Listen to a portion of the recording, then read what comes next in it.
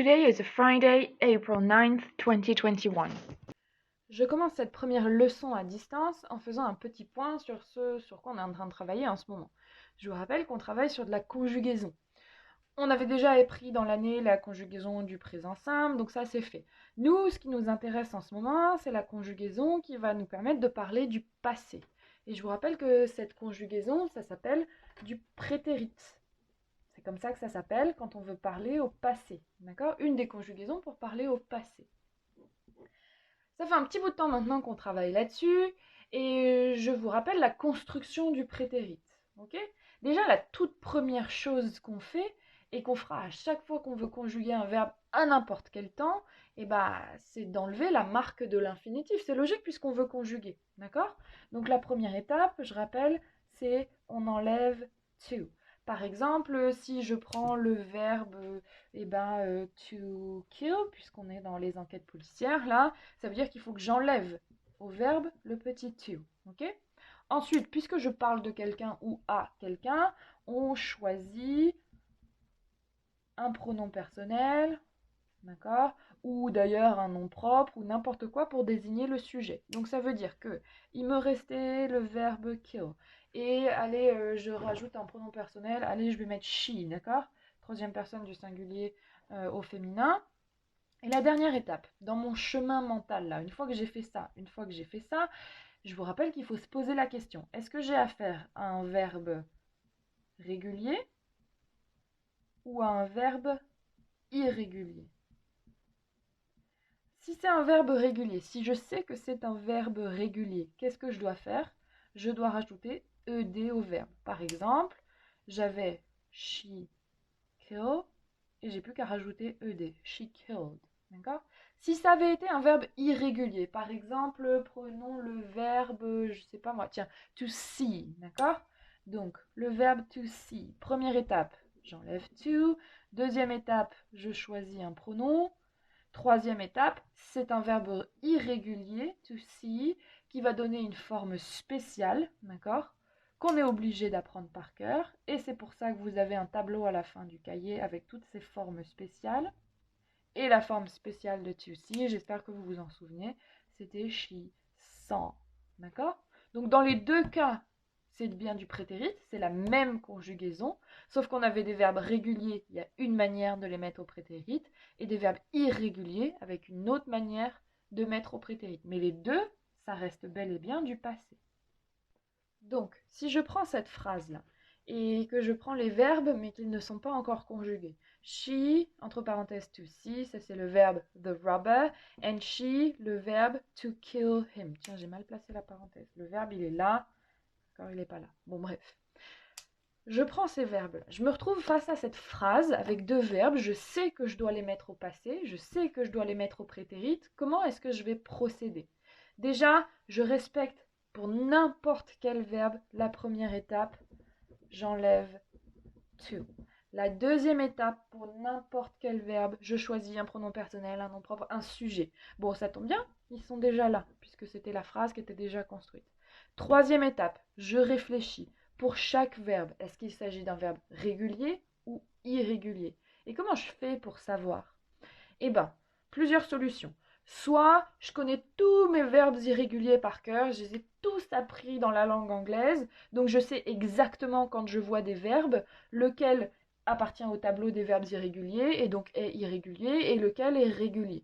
Par exemple, c'est mon cas, moi, professeur d'anglais, j'ai appris tous mes verbes irréguliers en anglais, je savais donc déjà à la base que si je me souviens qu'il est dans le tableau, donc je sais qu'il est irrégulier, je me souviens que kill n'est pas dans le tableau, donc il est régulier. Mais vous, à votre niveau de cinquième, vous ne les avez pas tous appris, vos verbes irréguliers, d'accord? Ça veut dire qu'il faut aller chercher le tableau de verbes irréguliers à la fin du cahier. Ou alors vous allez chercher sur Internet ou dans un manuel d'anglais. Vous allez chercher n'importe où un tableau de verbes irréguliers et vous cherchez dans ce tableau. On a déjà fait cet exercice en classe. Et vous cherchez dans le tableau et vous regardez. Est-ce que vous trouvez to see? Si vous le trouvez, donc c'est un verbe irrégulier. Est-ce que vous trouvez to kill? Vous ne le trouvez pas, donc il est régulier. D'accord? Si on l'avait même appris par cœur et vous le retrouvez dans le tableau, ça fait saw. Donc dans la phrase, ça ferait she saw the robber. and she kill. Vous ne l'avez pas appris en tant que verbe irrégulier. Vous ne l'avez pas trouvé dans le tableau des verbes irréguliers. C'est un verbe régulier, donc ça devient killed. And she killed him. She saw the robber and she killed him. Et là, vous avez fait une phrase au prétérit. Vous êtes capable de faire des phrases au prétérit. On termine en se concentrant sur cette histoire de verbe régulier. Donc je prends vraiment ce morceau-là, ici, là. On a dit quand c'était un verbe régulier, il fallait ajouter la terminaison ed. Et d'ailleurs, on a vu comment prononcer cette terminaison ed. D'accord? Il y avait 3 prononciations possibles. Soit t, soit d, soit ed. Et pour aujourd'hui, vous aviez un petit exercice à réaliser justement pour travailler cette prononciation. Dans un premier temps, il fallait mettre chaque verbe à l'infinitif au prétérit, sachant que c'était des verbes réguliers. Donc, il n'y a plus qu'à suivre le chemin mental dont je parlais. Première chose à faire, on enlève to à chaque fois. Il faut enlever to ici, ici, là, là, là et là. D'accord? Ensuite, bon, là, on nous demande juste de mettre au prétérit. On ne demande pas de faire l'étape des pronoms personnels parce qu'on n'est pas dans une phrase. Donc, on passe tout de suite à l'étape de rajouter ed. Donc, par exemple, on rajoute ed ici, ça fait walked. Ici, ça fait played. Ici, watched. Ici, killed. Ici, typed. Et ici, snapped. D'accord? Tiens, d'ailleurs, je vais doubler ma consonne P. D'accord? Et on verra plus tard quelles sont les exceptions, quand est-ce qu'il faut doubler la consonne, etc. Aujourd'hui, on se concentre vraiment sur cette histoire de ed. Et alors là, j'avais inversé, c'est-à-dire que j'avais déjà mis au prétérit, il fallait retrouver l'infinitif. Bon, bah, puisque là, on enlevait tout et on ajoutait ed, on fait le chemin inverse. On enlève ed, d'accord? Et on rajoute to, donc ça fait to cook, to stress, très transparent, to investigate, je garde le e à la fin, et c'est tout. Ça, c'est fait. Maintenant, on veut savoir quel son ça va donner à chaque fois, d'accord? Killed, typed, slapped. Ça va pas être le même son pour la terminaison ed. Je rappelle que vous avez une méthode, d'accord? Je vous avais expliqué, je vous avais distribué une leçon sur comment faire pour savoir quel son ça va donner. Allez chercher, mettez la vidéo sur pause, allez chercher dans votre cahier cette fameuse leçon. On a donc walked ici. La méthode, c'est d'aller chercher l'infinitif et de regarder la dernière lettre. En fait, on va même prendre les 2 dernières lettres pour être sûr. Les 2 dernières lettres, c'est LK. Est-ce qu'on a une de ces 2 lettres dans la leçon, dans le tableau que je vous avais donné? Oui, on a la lettre K dans le tableau que je vous avais distribué. Et en face de cette lettre K, on vous dit que si c'est K, le ED va se prononcer en T. D'accord? Ça donnera donc walked avec le son T. Pourquoi? Parce que l'infinitif se termine en K. On prend cooked, on prend les 2 dernières lettres pour être sûr.